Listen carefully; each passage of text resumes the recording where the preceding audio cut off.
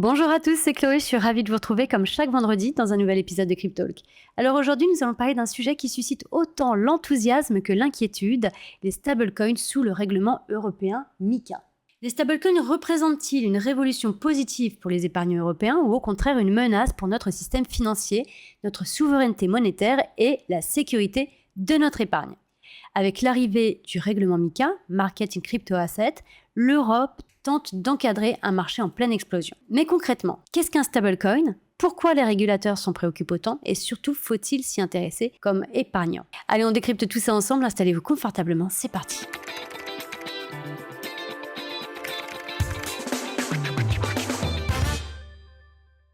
Un stablecoin, pour rappel, c'est une crypto dont la valeur est stable car elle est adossée à un actif réel. Le plus souvent, c'est le dollar, l'euro ou même parfois l'or. Un USDC égale 1 dollar, un ERC égale 1 euro. L'objectif est simple, combiner la stabilité des monnaies classiques avec la rapidité et la flexibilité de la blockchain. Aujourd'hui, les stablecoins sont utilisés pour transférer de l'argent, investir, générer du rendement ou encore effectuer des paiements internationaux. Il faut savoir que leur succès repose sur plusieurs avantages. Pour commencer, la rapidité des transactions.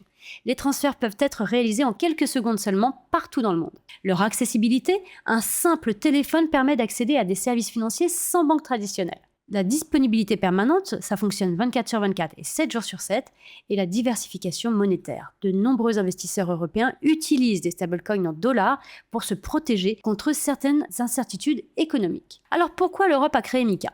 Face à la montée des cryptoactifs, l'Union européenne a décidé de créer un cadre réglementaire unique qu'on appelle MiCA. L'objectif officiel, c'est de protéger les investisseurs, de sécuriser le marché, de lutter contre les abus et d'harmoniser les règles en Europe. Tout le monde joue dans la même cour avec les mêmes règles du jeu.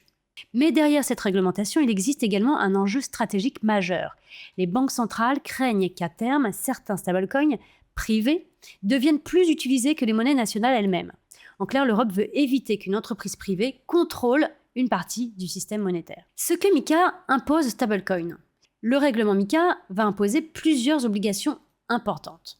Pour commencer, des réserves obligatoires. Les émetteurs doivent impérativement détenir des réserves réelles qui correspondent aux stablecoins émis. Ils vont exiger également plus de transparence avec des audits et des rapports réguliers. Une supervision renforcée, les autorités européennes pourront surveiller les acteurs du marché et des limites pour les stablecoins trop importants. Si un stablecoin devient systémique, son développement pourra être limité. L'objectif ici est clair, éviter un risque pour la stabilité financière européenne.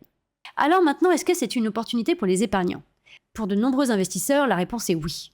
Une nouvelle classe d'actifs, tels que les stablecoins, permettent d'accéder plus facilement à l'économie numérique. Ce sont des solutions de rendement. Certaines plateformes proposent des rendements via le lending, le stacking ou des produits de trésorerie d'entreprise crypto. C'est également des transferts moins coûteux. Comme je vous l'ai dit tout à l'heure, les paiements internationaux peuvent devenir beaucoup moins chers. Et c'est une meilleure confiance grâce à MiCA parce qu'il y a un cadre réglementaire qui est posé, il est européen, certains épargnants pourraient se sentir davantage protégés. Mais certains y voient quelques risques. Les stablecoins ne sont pas sans danger parce qu'il faut savoir qu'il y a un risque de contrepartie. L'utilisateur dépend de la solidité de l'émetteur. Il y a également les règles réglementaires qui peuvent évoluer assez rapidement. Un risque technologique, les plateformes crypto restent exposées au piratage et aux faillites malheureusement.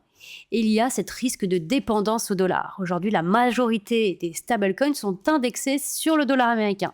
Et du coup, ça renforce encore plus la domination du dollar dans l'économie numérique. Le vrai débat, c'est qui contrôlera la monnaie demain. Au fond, le sujet dépasse largement la crypto. Le véritable enjeu est celui de la souveraineté monétaire. Demain, est-ce qu'on utilisera encore principalement les banques ? Est-ce qu'on utilisera des stablecoins privés ? Ou est-ce qu'on utilisera des monnaies numériques de banque centrale comme l'euro numérique ? Vous voyez, MiCA représente une tentative européenne pour garder le contrôle tout en laissant la place à l'innovation. Mais l'équilibre reste très complexe. Trop de régulation peut freiner l'innovation, pas assez peut créer des risques majeurs. Alors, les stablecoins sous MiCA représentent-ils une menace ou une opportunité pour les épargnants européens ? Eh bien, probablement que oui pour les deux. D'un côté, innovation, rapidité, diversification et des nouveaux usages financiers.